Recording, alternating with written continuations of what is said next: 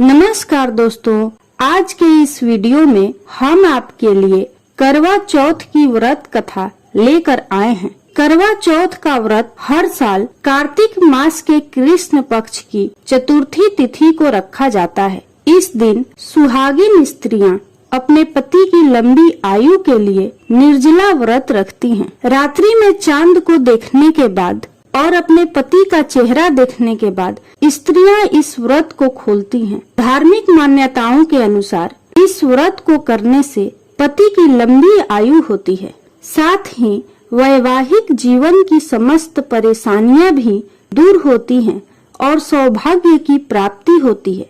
तो आइए सुनते हैं करवा चौथ की पावन कथा। एक साहूकार के 7 बेटे और एक बेटी थी। सेठानी सहित उसकी सभी बहुओं और बेटी ने करवा चौथ का व्रत रखा। साहूकार के बेटे अपनी बहन से बहुत प्यार करते थे। साहूकार के बेटे जब भोजन करने लगे तो उन्होंने अपनी बहन से भोजन करने को कहा, तो बहन ने कहा कि भाई, अभी चांद नहीं निकला है, चांद निकलने पर उसे अर्घ देकर ही मैं भोजन करूंगी। बहन की बात सुनकर भाइयों ने नगर के बाहर जाकर एक वट वृक्ष पर छलनी की ओट में एक दीपक जला दी और घर आकर अपनी बहन से बोले, बहन, चांद निकल आया है, अर्घ देकर भोजन कर लो।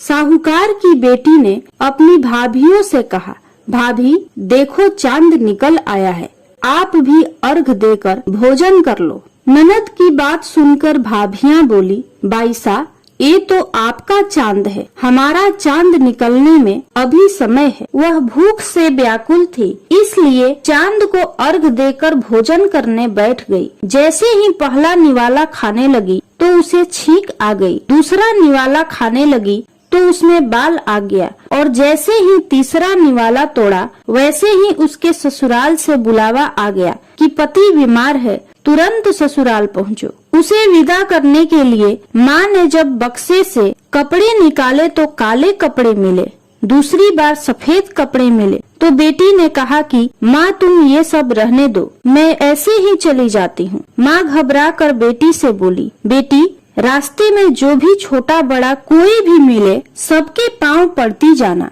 जो भी बूढ़ सुहागन होने का आशीर्वाद दे तो वहीं अपने पल्ले में गांठ बांध लेना। बेटी बोली, ठीक है, और वह अपने ससुराल के लिए चल पड़ी। रास्ते में उसे जो भी मिला उन सबके पांव छूती गई। सबने सुखी रहो, पियर का सुख देखो, खुश रहो का आशीर्वाद दिया। इस प्रकार वह अपने ससुराल पहुंच गई। ससुराल के दरवाजे पर उसकी छोटी ननद खेल रही थी। जब उसने उसके पांव छुए तो उसने आशीर्वाद दिया, सदा सौभाग्यवती रहो, पुत्रवती हो और बूढ़ सुहागन हो। यह सुनते ही उसने अपने पल्ले से गांठ बांध ली।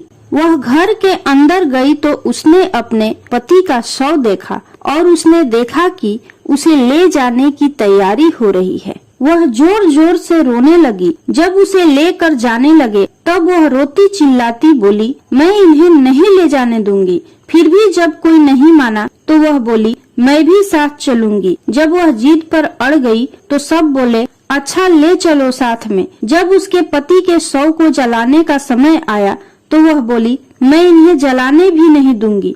तो सभी बोले, पहले तो पति को खा गई, अब उसकी मिट्टी भी खराब कर रही है। लेकिन वह नहीं मानी। नगर के और परिवार के सभी बड़े लोगों ने यह निर्णय किया कि इसे यहीं रहने दो, इसके लिए एक झोपड़ी बनवा दो। वो वहाँ अपने पति को लेकर रहने लगी। वो पति की देखभाल करती और उसके पास बैठी रहती। उसकी छोटी ननद दिन में 2 बार आकर उसे खाना दे जाया करती थी। वह हर चौथ का व्रत करती थी। चांद को अर्घ देती, जोत देखती और चौथ माता आती तो चौथ माता कहती, कर वोले भाइयों की प्यारी बहन कर वोले, घड़ी बुखारी कर वोले। तो वह चौथ माता से अपने पति के प्राण मांगती, परंतु चौथ माता उससे कहती कि जब हमसे बड़ी चौथ आएगी तो उससे अपने पति के प्राण मांगना। ऐसा करते करते सभी चौथ आई और सभी यही कहकर चली गई। अश्विन की चौथ बोली, तुझसे कार्तिक की करवा चौथ माता नाराज है, वहीं तेरा सुहाग लौटाएंगी। जब वह आएंगी तो उनके पैर मत छोड़ना। जब करवा चौथ आने वाली हुई तो उसने अपनी छोटी ननद से पूरे श्रृंगार और सुहाग का सामान मंगवाया और करवे भी मंगवाए। सास ने सोचा पागल हो गई है, जो भी मांगती है दे आओ। साहूकार की बेटी ने करवा चौथ का व्रत रखा। चांद निकलने पर अर्घ दिया। चौथ माता की जोत करी। जब चौथ माता प्रकट हुई तो चौथ माता बोली, कर वोले 7 भाइयों की प्यारी बहन कर वोले, दिन में चांद उगाने वाली कर वोले, घड़ी बुखारी कर वोले।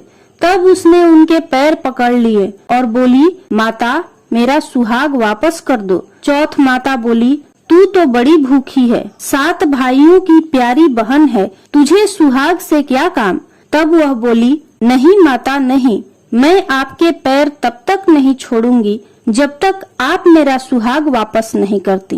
तब चौथ माता ने सुहाग का सारा सामान मांगा तो उसने एक एक करके सुहाग का सारा सामान चौथ माता को दे दिया। चौथ माता ने अपनी आँखों से काजल निकाला, नाखूनों से मेहंदी निकाली और मांग से सिंदूर निकाला और अपनी छोटी अंगुली से छींटा दिया। उसका पति जीवित हो गया और चौथ माता जाते जाते उसकी झोपड़ी पर लात मार गई, जिससे उसकी झोपड़ी महल बन गई।